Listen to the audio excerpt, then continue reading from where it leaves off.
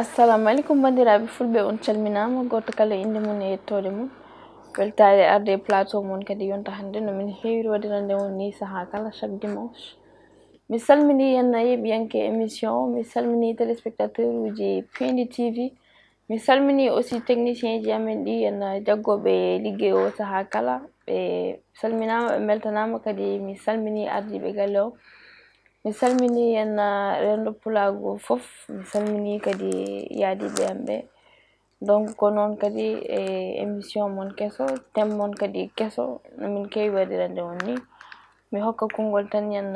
yaadiɓe am e émission o salmodira e bandiraɓe Salma mi salminima سميتمام ركي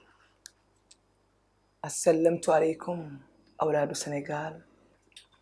السلمت عليكم أولاد موريتانيا سلمني kala ɓiɗɗo pullo biyo o mbimi e mbimami salmini dondu amel samba pari fura ngara njiya kora jewna salmini ename babam salmini abdou gueye ko jiɗɗo suka e muɗum machallah wiyama gueye joro ha hono ko heewi machallah o jarama weltanama jaari mi salminima madame Dia mi salmitimama salmiti kadi la Mauritanie gontoɗo sénégalaise mi salmitimama onon fof assalamu aleykum salamu aleykum bandiraɓe yeewiyankoɓe Ayaw Pindi TV on calminama to gonɗon e to gonirɗon jaari Ndiaye debbo mo hawre hawnigue walla jaari Ndiaye debbo mo padalal Wourossiredi Ali Tambadou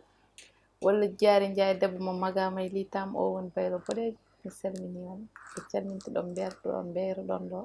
mi salmini kadi gardiɗo galle Baba Samba Diop e technicien ji men hande dañi technicien kesso kadi ko garɗo e nder galle muɗum Amadou won gorko mo ƴella palel Dare Maya a salminama min Djiby Dieng ko noon Ari Fall min donimama yo Allah yurmo yaafo jinnaɗo yo Allah hanumo aljanna e juuɗe moƴƴo kadi jaɓɓoto wonto ya barke Allah enen Allah e rek mi salmitima onon foof a jarama jaari bon nomin kewi waɗirande on ni rek chaque dimanche thème kesso hande noon min addani on thème mo yimɓe fo en wurata eɗen mbawi wiide woni thème nawligu sa nani nawligu noon ko heewi ene soomi nder to saabu hewɓe ne yiiɗi nawlirde kono ene woodi ko gandanɗa haɗa haaɓi nawlirde woɓɓe rewɓe munen haɓɓan ɗumen liggo munen mbiya nawlirta cikka yanda sa nawlirama tan a mayan woɓɓe ne jiiɗi tuusa ene heewi dal nder ko woni nder hen ko donc mi hokka konngol jaari tan ara e thème o yimɓe jewta hen jaari madame Ndiaye hande ko thème nder thème gadduɗa ɗo nawligu mbiɗa te nawligu ko soome thème nawligu ene wayno leydi ko sens ji ɗiɗi fof jahatan ha darɗi nawligu hande min gaddanon koye banggue meɗen hande enen rewɓe a yiyat debbo jooɗiɗo en setto e nder galle mum ko la nawligu somi nawlirama ni so nawlirama ko ɓuuri ɓuura wombat ɗum sabu telma nawligu ne muusi ɗum waɗi jolfuyma wujju tonima ɗiɗɗi memodirta nawligu telma muusala mum debbo mbiɗen suusi nawligu haalani gonga so waɗi weeti kanko goto jooɗima andi nawligu ne muusi mais so nawligu waɗa kadi mine jaare Salma en min jaara on puusat min jooɗo kadi waɗi war mbiɗa wi nawligu muusi mom jaɓani ko kalɗa hoje mi jaɓani ɗo ha jaɓani a way muusi nawligu nawligu ko muusi hen Salma wona debbo fof suusi nawligu de hay neejo hande so nawlirama so jooɗima wona question toon ay affaire o ko wasde andude enen ko Allah fayi men oɗo ñatto ala ko mbawɗen hen wadde pota ɗum wulde ken rewɓe ana gorko wiyama yo ɗo ha tato ala ko mbawɗen hen ɗum ko Allah haali ha nayo ha tato ɗum ko Allah haali ala ko mbawɗen hen wadde pourquoi pas enen kula ɗum ha enen mbaɗa koye meɗen ɗum ala sens wasde andude hoore mum tan sa hoore mum fata fanan para tawa hoore ma debbo e nder galle a woni ko place ma fewni place ma ha fewi an kulata wona ala kulata sowona Allah ko umme e kulol Allah ko hulde mais hande madame Ndiaye hande nawligu sa yi rewɓe ne kulir nawligu natti nawliragu comme no nden no mamiraɓe men wiyata yumiraɓe men sabu mamiraɓe men mbiyan noɓe nawlirnirto enen e génération men hande wona gorum hande debbo nawlirte wiye somi ari mi ittamo ɗon jooɗo place makko ɗum wona debbo fof jabar ɗum min mbiɗa wawi jabde ɗum kono goɗɗo wawa jabde ɗum sabu ko mahi ngandi ko fusa ko mahani hoore fusata ngandi ittuma place ma sobo hande wona nawligu hande mi jooɗima tan naturel hande wat jonge kolla gorko ma an ko mbawɗa e ka wawa ko hande ko mi yahat ko hedde ceernajo wallam hakkille gorko ma ha arte min goto kala ko mbimi ko ɗum noon kala ko kalmi ko ɗum noon watte ha debbo jeewo yejire yaha lawol muɗum hande ko ɗum yimɓe tagui ɗum hulde ɗum ko gonga kay ɗum kam ko gonga kono mais pour affaire so mi liggo neɗɗo pour woro arata ɗon min kam nangu tan ko Allah hollirani so Allah hoddirimi dagoto ɗon Allah wawi jaha Guinée Bissau ataham nadde hande wadde bonde ɓuuri yawde jabde wadde ñagade Allah ko moƴƴere de ɗum tawa mais Allah ne wela wona anda kala jiiɗa waɗi hunde nangi taw Allah subahana taala ne wela so wela haydara wawa wonde kadi ide dewle kikkuma ko dow aɗa wasde yidde ngal dewal taw Allah hoddiri ngal wonan force ala mbawɗa hen dewle ɗe ɗum ɗo adi en hanki aɗa ɗum noon dewle kumako dow ɗum ko haala ndiyam ko ɗum woni maayo ngo waɗi ndiyam ɗum kam min ko mbiyam ko haala colli guelleje ɗum noon kam ɓooyi saabu so Allah humani so dewgal humanoko dow o gondata e suudu wotour mais ko heddi ko noon hande nde Allah arata taw en tampide saabu hakkilleji ma en tourné hen a yiyat tan neɗɗo fina tan waɗa abandonné suha muɗum yaha lawol muɗum ɗum kam ko gonga kamɓe para wadde ɗum moƴƴani par ce que wiiɗa so woni a wonno welatama eyyi kadi e waɗi worɓe kadi kañumen en jiiɗi nawlirde cuusa nawlirde rewɓe mabɓe koɓe haɓɓudeɓe ɓe cuusa ete min mbiyam ɗum no wona solution gorko ma ñande sono jogui oto nene huɓɓi oto mum jamma foof ñalawma foof nene toon ne yirlodi tali o taliyel nene on daari debbo yo debbo ne haalde muɗum est ce que sa oppinomo o resi o adde galle he samorta ko goppatamum yirlo waɗi yaddo han ko wallahi walla gonga ala wona noon ko noon woni rewɓe jiiɗa wadde rende jiɗade mais ɗum haɗani wadde partagé hannene waɗa partagé te mbatta partagé o anda fof foti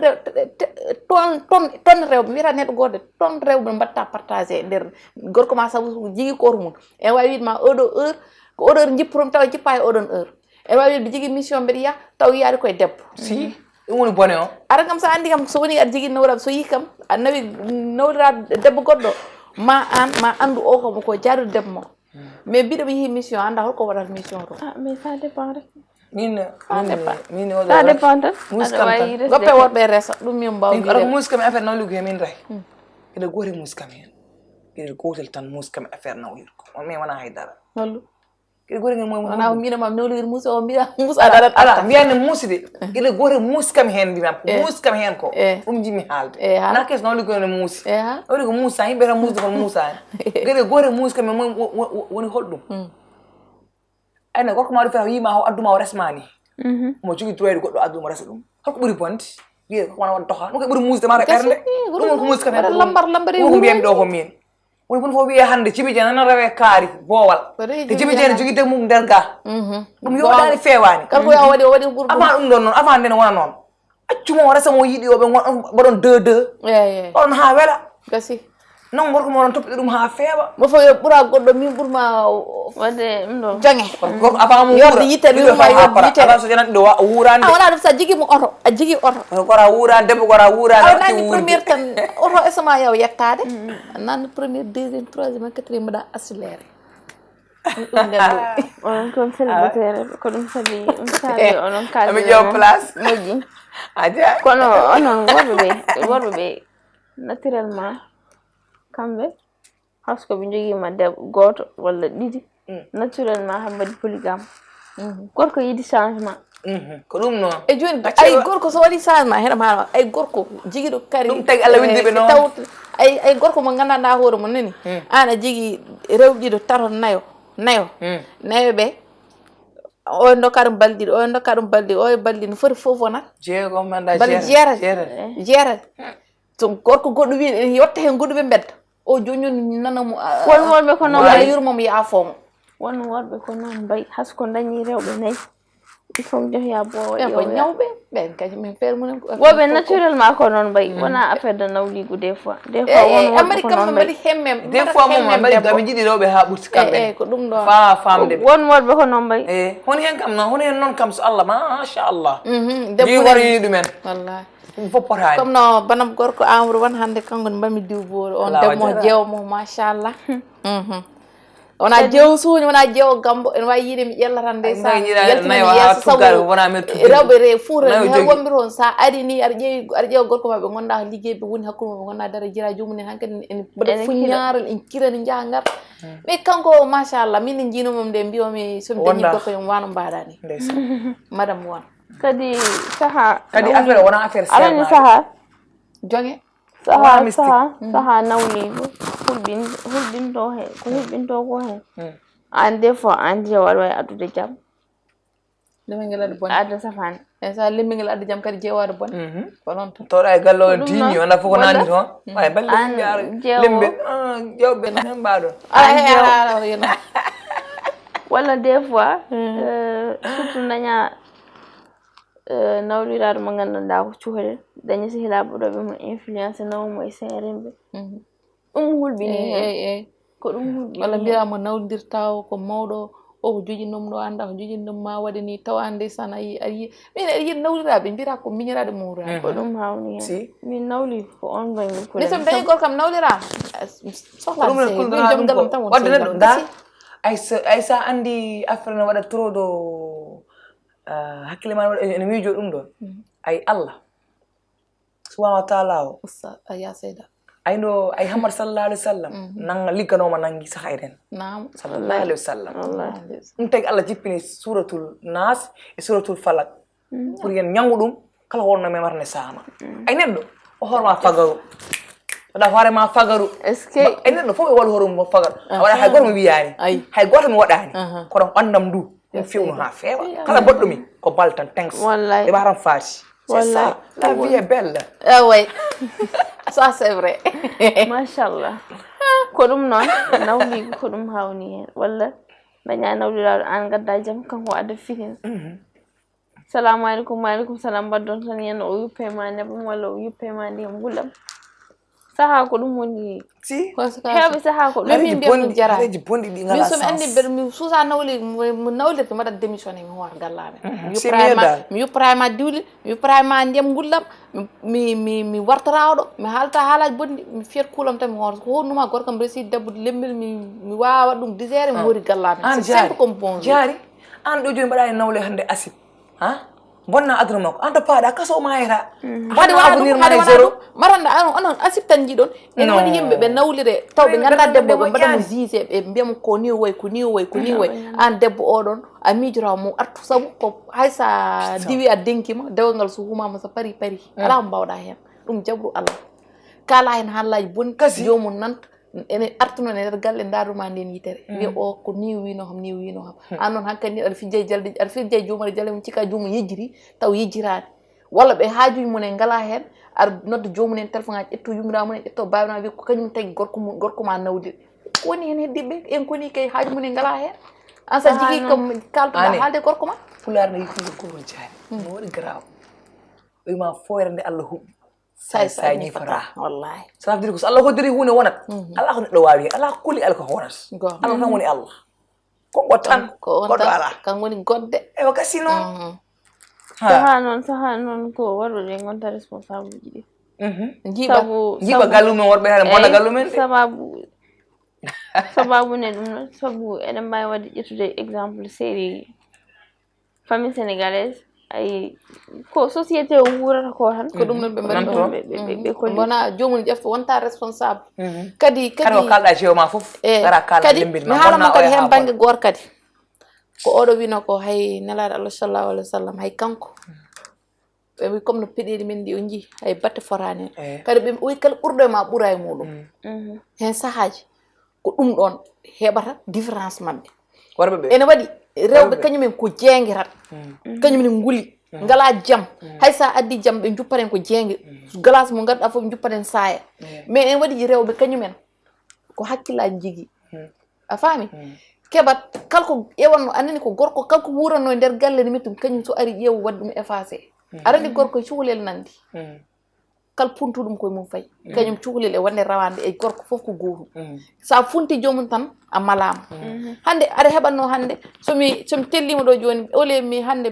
gorko ma ara o jippo namdoɗama babagal a jippima no ça va no liggey o yewtidaymo o tellina ƴefta sac mo nawa nder gandnamo ndiyam o yara mais yettot tan pompa ko ƴefta ndiyam gulɗam mbaɗa hen e lamɗam bicarbonate cocca koɗe mo o laaɓa poritamo karite o ɗano ay ɗum ɗon o wondara neɗɗo goɗɗo mais neɗɗo ara hande salamu aleykum a arti facture courant de ari sac maaro de gasi neɗɗo fitina koɗe jaari walla histoire holto gonnoɗa a leeli jippaɗe holto janoɗa bo rewɓe ndewmema kiram tan ndeysan jalousie tan déjà stress liggéey o so a watti hen kadi stress gal wona mayat tambere wona moɓe joni a heeɓi mo keɓɗa ene woni sar banggue ma ene foppuma ene moyruma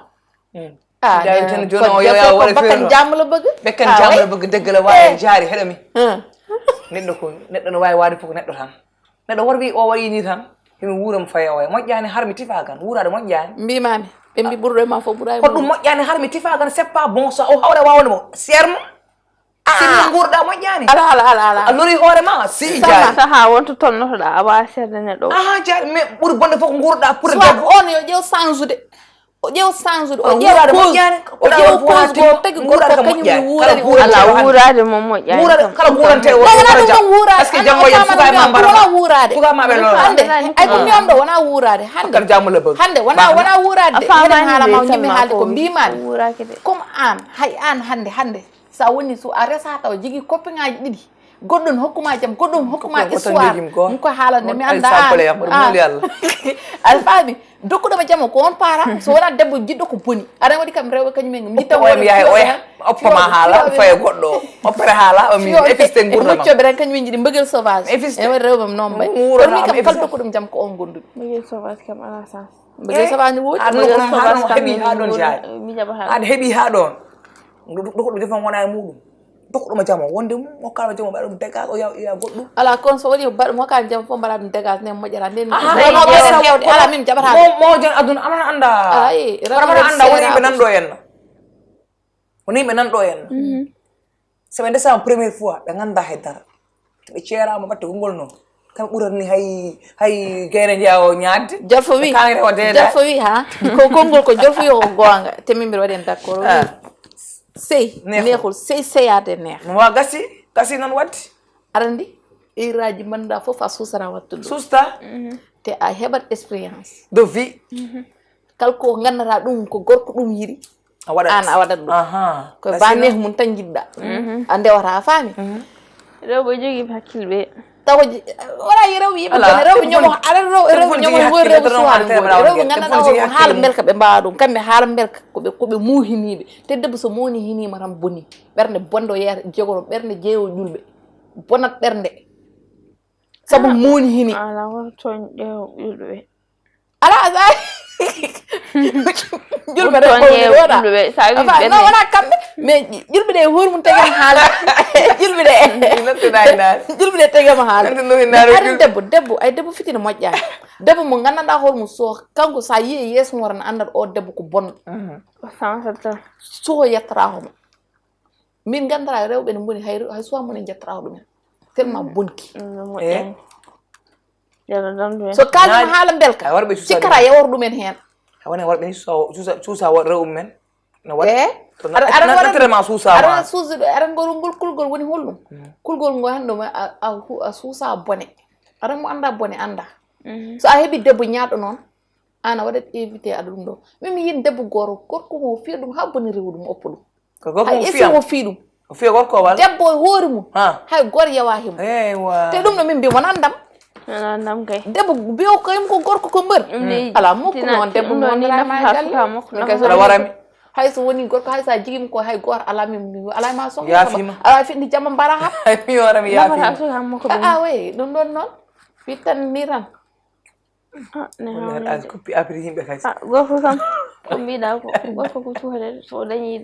jam tan ko ɗon ɓeti ko ɗon ngappe war mo nawlira Gacce ɓe nawliran tan ɓe nawlira e beddaji ɗi gasi ɗum no ɓuuri bonde ma no wiyede kaari ganduɗo gorko ma kaɗan ɗo ala sens hande kaɗa gorko ma ɗo jaaha e ceernaɓe mbaɗamo sef liggoɗamo haw ala mo tourna yo ɗum ɗo wonta ko mbewa gorko wonta ko mbewa wonta nene bone ladde sabu kala debbo mo yi o waɗa ɗum financé hokka ɗum haalis wiya ɗum hamo ƴaɓa ɗum ha dernier moment taw liggey ma o jogui kadi salo on kadi haalis ma bono o yaha dañ goto kadi ko noon ine makko ne bona e dowmeri ɓiɓɓamu suga e mana mbaɗa ko boni e lawol investir bowa wona worɓe kadi won hunde kadi ala lawol woni worɓe ndesat tan gaɗa pina mbiya kaari mi resanima nawliraɗo nawli kam taw haalta hay goto ala mais nawli ɗandugal hay l'islam ga ko noon wi jaari o rahimum wima ko l'islam wima ko parmi haalam ma ɗum ɗo kam hande ya sey o haalande ko andi hen ko da hay l'islam ga wima ko saɗa nawlira oto debbo ma wortin ha heddo e ñalawma gooto sinon rek o ummante ɗum kam koko wiyani gayna ɗum ko Allah haali ko gonga mais haalanmo mais oto haal heddo e lewru mbiyama humane lewru ayi nawlirde duuɓi temedere on haala nawlirtema mayde o ala ɗum ɗon moƴƴani waɗetake sabu ala on tan yarata neɗɗam ala a famande widema mbaɗa humane lewru kam ɗum kam arisata gasi wadde kay kalta ko tout dans 2 jours kalta ko non wiya a famani ɗum miyammi ɗo don acco haala jomum resa ha para ha waɗa foof ara fuɗɗo wiide kaari mi resanima hen nawliraɗo ko noon mariage sernaɓe an sernaɓe des fois ɓe jaha wuuro tawi mariage mon yeehi linde miyal mon waɗi foof ha paari woni hen mariage sernaɓe yahoɓe guure jahanne guure ɓe sernaɓe ɗon jo so ƴetti guure ɓe jaha ɗon wona kumanata ha paare mimɓe hanki ɗum wonama hanki ala hokkama ɗo ɓi kilifa ko wona respect saye haydara hen yimɓe so gandi para yettoyta kiram tan ana ɗum yimɓe gandi para yettoyta mine so gorko fota haali hen fof ka nawliro a nawlirta saabu ceerni kam yiye ko jigui ɗum fof mi yaha e ceerno wiye dow hoora wiye dow hoora ala on pour ça wiide noon onon wiyo association ala min won kan kam gile dow hoora mbima wonta awon ñaarel rek ñaarel yo yeftel yo aw kala mam jande hen haso woni aw Allah kadi ne seeɗi so joom gallam yiiɗi debbo goɗɗo yo res mi hawanta ko ɗum amana sa Allah waɗi min nendi arsugo goto momin jiiɗi o ala probléme bon on est d'accord ko meroyno elle a fait ça oui elle a fait ça min mi jaɓani wona respect yiɗa haalde guila ɓooyi ala wona wona semaine hasko wona semaine ngal hayda haalde koye noon ni comme par exemple waɗe foof hadema humandemo wiyamo janggo mbaɗa resa mbaɗa daña henna mbaɗa resa debbo e ɗum none haali walla haala ɗum ni min yi gandanɗa hoorema debbo goto joom gallam wine resa ñaarel ɗo kala façon probléme o addini gorko ala fof ko ndoru o hel cuurndu fof o bonnu ha nanciriga ha boni gorko no ani waɗi mi har somi haalima koni mbaɗata mami resa pan fuɗi mi resi par ce que adda ko probléme addardi o helal ɗum tawi wona horeɓe ils sont tellement agressif ɓe mbawi wadde nayi gorko won ko risque de ɗum gorko naɗe wiide mbiɗa wala debbo kañum joom galle mum hatta waɗa ko waɗata tan ƴewda imagine toi mbara hoorema gullaga lawaɗaga kelaga barimeji kelaga kuɓe hatta ko hume ɗum woni haala ka noon hessini mais bon won debbo kañum joom galle mum ko resata ɗum nawira fewni kayitaji sukamako e kayitaji makko o yeehi gila nden joni woni duuɓi 6 ha joni hamuna Canada ha joni o arta alhamdulillah on sakko waɗi ko gonga ono rapport yilal mo joom galle makko ko resani mo nawlira kono gongo yiɗa go wawa ɗum ndeysan ala woni ko noon mbay actuellement e mbadi aɗan muusimo o wi kanko joom galle o wi suka debbo ko liggimo ko ɗum tawi ko resi suka debbo mbiye ko tan liggey yummo ala bamum kala biyani ni fof ko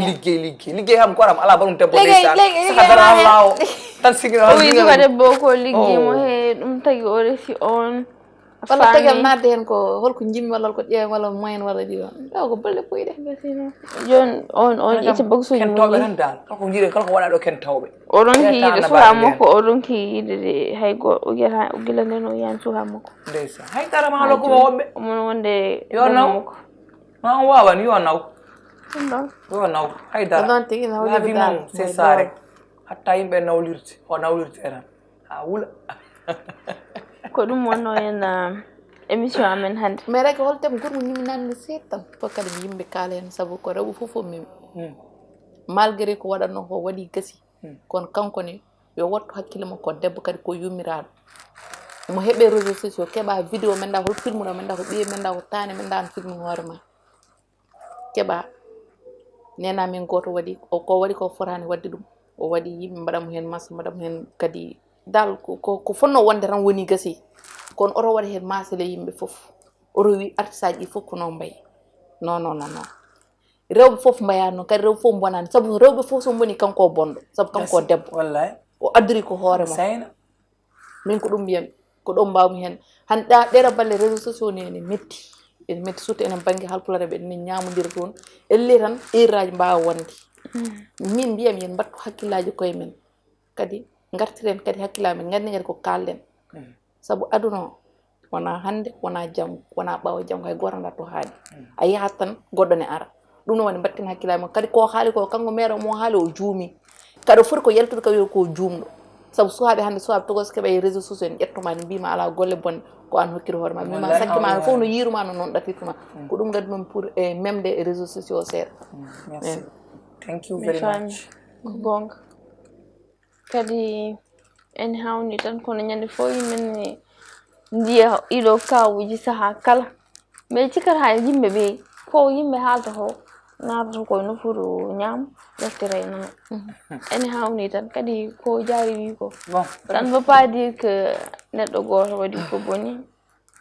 yimɓe ɓe fof yenna mbatta ɗumen hen minen tan min ɗo min ɓooyi joude théâtre kono woni kecce hay goto meeɗa nande minen hen donc an kam mawɗo sa yiɗani nande woni haalulaji